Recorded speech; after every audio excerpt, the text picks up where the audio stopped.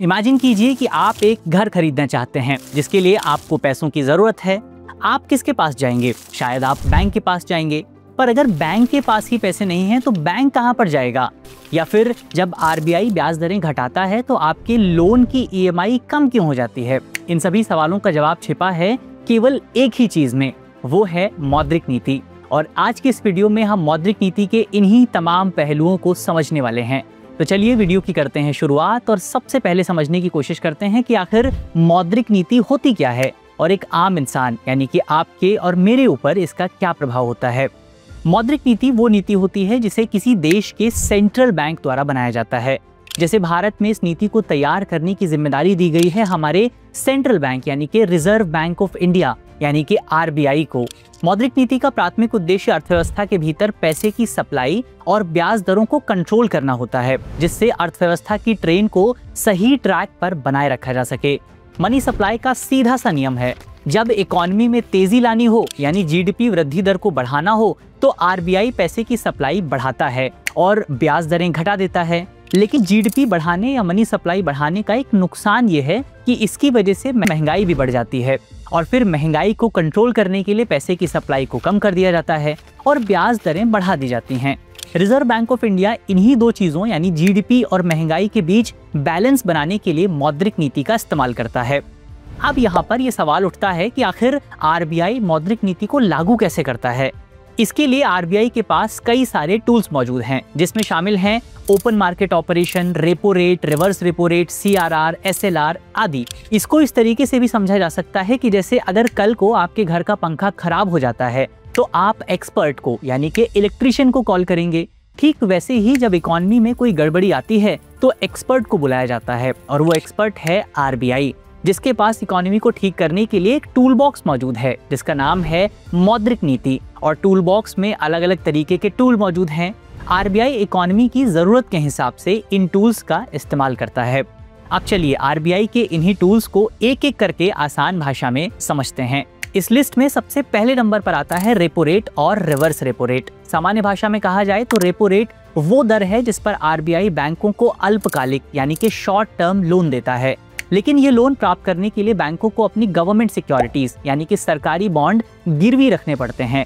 तो उदाहरण के लिए मान लीजिए कि कल को एसबीआई को कुछ पैसों की जरूरत पड़ती है तो वो आरबीआई के पास जाएगा और कहेगा ये लो सरकारी बॉन्ड गिरवी रख लो और कुछ पैसे, कुछ करोड़ रुपए हमको उधार दे दो। आरबीआई कहेगा ठीक है, पर तुम्हें इस पैसे के बदले ब्याज देना पड़ेगा। इसी ब्याज दर को कहा जाता है रेपो रेट। फिलहाल रेपो रेट 5.50% के आसपास मौजूद है।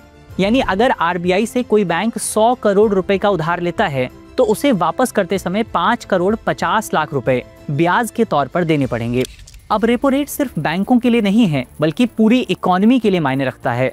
अगर आरबीआई रेपो रेट को घटाता है तो बैंक सस्ता लोन ले सकते हैं, जिससे वो भी लोगों और कंपनियों को सस्ता लोन दे पाएंगे और अर्थव्यवस्था में मनी सप्लाई बढ़ जाएगी यानी ग्रोथ बढ़ जाएगी। वहीं अगर आरबीआई रेपो रेट बढ़ाता है तो लोन महंगे हो जाएंगे, जिससे लोगों के पास कम पैसा होगा और लोग खर्च कम करेंगे और इससे मनी सप्लाई कम होगी और महंगाई को कंट्रोल किया जा सकता है। हमारा अगला कॉन्सेप्ट है रिवर्स रेपो रेट, जो कि रेपो रेट का ठीक उल्टा होता है।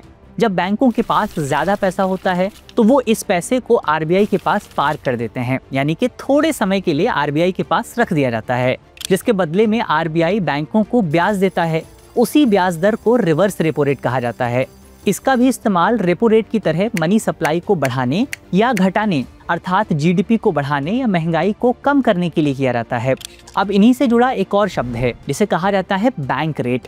बैंक रेट भी आरबीआई की तरफ से बैंकों को दिए जाने वाला कर्ज ही है, यानी ठीक रेपो रेट के जैसा, मगर अंतर यह है कि रेपो रेट शॉर्ट टर्म के लिए होता है और बैंक रेट लॉन्ग टर्म के लिए होता है यानी लंबी अवधि के लिए होता है। इसके अलावा एक फर्क ये भी है कि बैंक रेट पर कोई गारंटी यानी कोलेट्रल रखना जरूरी नहीं है, जबकि रेपो रेट में सरकारी सिक्योरिटीज को गिरवी रखना पड़ता है। इसीलिए बैंक रेट अक्सर रेपो रेट से थोड़ा ज्यादा होता है। अब आगे बढ़ने से पहले एक छोटा सा शब्द और है, इसे भी जान लेते हैं। ये शब्द है LAF यानी कि लिक्विडिटी एडजस्टमेंट फैसिलिटी। ये कुछ और नहीं बल्कि एक तरीका है जिसमें आरबीआई रेपो रेट और रिवर्स रेपो रेट का इस्तेमाल करके अर्थव्यवस्था में मनी सप्लाई को नियंत्रित करने का प्रयास करती है। LAF का जन्म नरसिम्हन कमेटी की सिफारिश पर 1988 में हुआ था। आरबीआई की मौद्रिक नीति का एक और जरूरी टूल है ओपन मार्केट ऑपरेशन। लेकिन इसे जानने से पहले यूपीएससी या स्टेट पीसीएस की तैयारी करने वाले अभ्यर्थियों को उनके लिए एक और टूल के बारे में पता होना चाहिए, जो है दृष्टि आईएएस का दृष्टि लर्निंग ऐप। इस ऐप में आप अपने शहर यानी अपने घर से भी आप तैयारी कर सकते हैं सिविल सर्विसेज एग्जाम की। अगर आपका टारगेट फिक्स है तो अभी डाउनलोड कीजिए हमारे दृष्टि लर्निंग ऐप को। और अगर आपको तैयारी से जुड़ी कोई भी समस्या है या कोई भी सुझाव है या जानकारी आप चाहते हैं तो आप हमारे नंबर पर यानी 8750187501 पर कॉल भी कर सकते हैं। अब बात करते हैं ओपन मार्केट ऑपरेशन की। सामान्य भाषा में OMO का मतलब है RBI द्वारा बाजार से सरकार के बॉन्ड को बेचना या खरीदना। इसका इस्तेमाल तब किया जाता है जब बहुत जल्दी बाजार में मनी सप्लाई को बढ़ाना हो या घटाना हो, क्योंकि रेपो रेट और रिवर्स रेपो रेट जैसे टूल्स को काम करने में ज्यादा समय लगता है। इसीलिए RBI को ऐसे टूल्स की जरूरत होती है जो जल्दी काम कर सकें। यही टूल है ओपन मार्केट ऑपरेशन। इसके तहत सरकार मार्केट में RBI के माध्यम से सिक्योरिटीज जारी करती है या खरीदती है अपनी जरूरत के हिसाब से। जब मार्केट में मनी सप्लाई को कम करना होता है तो सरकार इन बॉन्ड्स को बेचना शुरू कर देती है। जब लोग इन बॉन्ड्स को खरीदते हैं तो वो सरकार को पैसा देते हैं, जिससे सरकार पैसे को मार्केट से बाहर निकाल लेती है। वहीं दूसरी तरफ जब मनी सप्लाई को बढ़ाना होता है तो RBI द्वारा बॉन्ड्स को वापस खरीद लिया जाता है और लोगों को उनका पैसा ब्याज समेत वापस मिल जाता है। फिर लोग खर्च करना शुरू करते हैं और अर्थव्यवस्था के इंजन को पावर मिल जाती है। तो साथियों, ये था RBI के सबसे जरूरी टूल्स यानी कि repo rate, reverse repo rate, open market operation आदि का जादू। उम्मीद है कि आपको समझ में आया होगा कि कैसे RBI ब्याज दरें बदल करके आपकी EMI, महंगाई और पूरे देश की इकोनॉमी को कंट्रोल करती है। आपकी नज़र में रेपो रेट और रिवर्स रेपो रेट में सबसे बड़ा फर्क क्या है? कमेंट करके जरूर बताइएगा। अगर आपको वीडियो पसंद आई है तो लाइक कीजिएगा, शेयर कीजिएगा और दृष्टि आईएएस चैनल को सब्सक्राइब करना बिल्कुल मत भूलिएगा, क्योंकि हम इसी तरह की और भी महत्वपूर्ण वीडियो लाते रहेंगे।